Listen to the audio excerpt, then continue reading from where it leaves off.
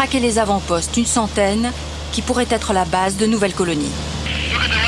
Vous voyez là à droite ces containers blancs? Vous voyez là, à côté de la route?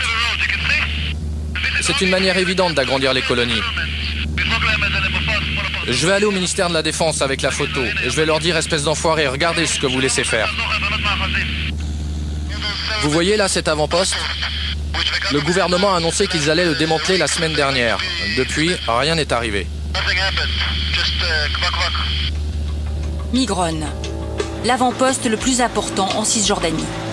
Un avant-poste s'installe comme ça. On pose des antennes téléphones au sommet d'une colline, un gardien s'installe, puis sa famille, des proches. C'est illégal, mais en quelques semaines, une petite colonie voit le jour.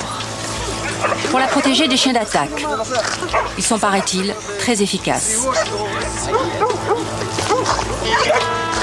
Mais cet avant-poste est-il vraiment illégal?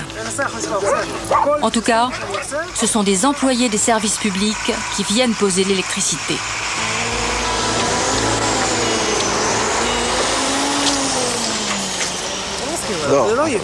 Entre Dror et ce colon, c'est un dialogue de sourds.